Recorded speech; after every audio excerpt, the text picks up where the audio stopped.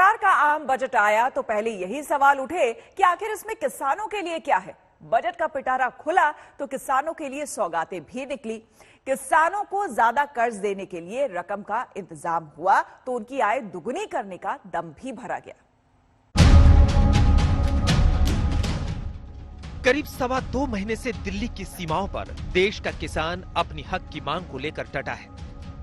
ऐसे में वित्त मंत्री निर्मला सीतारमण जब बजट लेकर आई तो उनकी निगाहों से किसान जरा भी ओझल नहीं थे। प्रधानमंत्री नरेंद्र मोदी ने भी इसे किसानों की आय बढ़ाने वाला बताया। देश में एग्रीकल्चर सेक्टर को मजबूती देने के लिए देश की मंडियों को यानी एपीएमसी को और मजबूत करने के लिए, सशक्त करने के लिए एग्रीकल्चर इंफ्रास्ट्रक्चर फंड से मदद का प्रावधान किया गया है।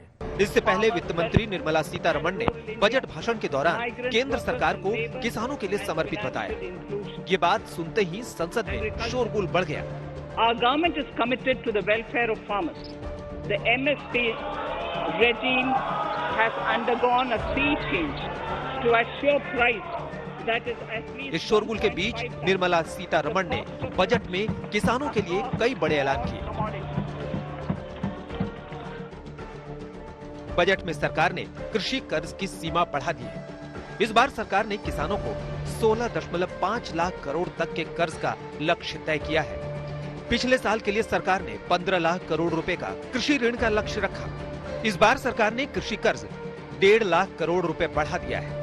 सरकार ने पशुपालन, डेयरी और मछली पालन से जुड़े किसानों की आमदनी बढ़ाने पर फोकस किया है। यही नहीं, सरकार ने किसानों की आय दोगुनी करने का लक्ष्य भी तय किया है। सभी फसलों की एमएसपी लागत से 1.5 गुनी तय की गई है। Agriculture. Our government is committed to the welfare of farmers. The MSP regime has undergone a sea change to assure price that is at least 1.5 times the cost of production. वित्त मंत्री ने पिछले साल किसानों की फसल खरीद का आंकड़ा दिया तो इस बजट में किसानों की फसलें खरीदने के लिए कितनी रकम सरकार ने तय की है उसका भी लेखा जोखा दिया। In case of wheat, the total amount paid to farmers in 2013-14 was 33,874 crores. In 2019-20, it was 62,802 crores. वित्त मंत्री निर्मला सीतारमण ने गेहूं और धान के अलावा दलहन, तिलहन और कपास की फसलों की खरीद का आंकड़ा देते हुए साबित करने की कोशिश की कि मोदी सरकार ने यूपीए सरकार की तुलना में करीब 3 गुना ज्यादा पैसे किसानों के खाते में पहुंचाया है। जबकि धान की खरीद के लिए 2019-20 में 1,41,930 करोड़ रुपए का भुगतान किया गया था। 2020-21 में 1,72,752 करोड़ रुपए की राशि से धान खरीद का अनुमान है। यही नहीं, 2019-20 में इसका लाभ उठाने वाले किसानों की तादाद 1,24 लाख थी, जो 2020-21 में बढ़कर 1,54 लाख हो गई है। गेहूं की खरीद के लिए 2020-21 में 75,060 करोड़ रुपए का भुगतान किया गया। दाल की खरीद के लिए 10,530 करोड़ रुपए का भुगतान हुआ है। सरकार ने कपास की खरीद पर 25,974 करोड़ रुपए खर्च किए।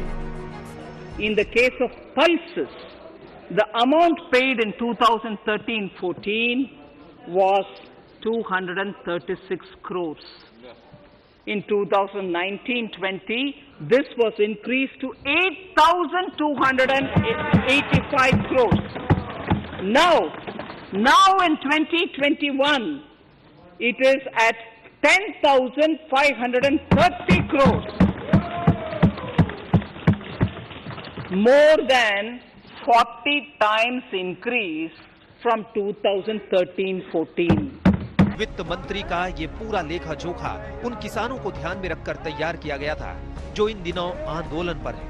उन्हें बजट के जरिए भरोसा दिलाने की कोशिश की जा रही है कि सरकार किसानों की आमदनी बढ़ाने और एमएसपी पर अडिग है। इसके अलावा भी बजट में किसानों के लिए कुछ खास सौगातें दी गई हैं। 1000 और मंडियों को इलेक्ट्रॉनिक राष्ट्रीय बाजार और कृषि बुनियादी ढांचे के साथ इंटीग्रेट किया जाएगा। एग्रीकल्चर इंफ्रा फंड का खर्च बढ़ाकर 40,000 करोड़ रुपए किया जाएगा। माइक्रो इरिगेशन फंड को दोगुना करके 10,000 करोड़ रुपए किया जाएगा। किसानों के लिए एक स्वामित्व स्कीम तेजी से लागू की जा रही है।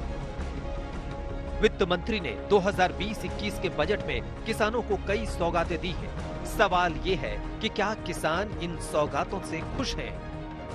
क्या इस बजट से आंदोलन पर बैठे किसानों का भरोसा सरकार में बढ़ेगा?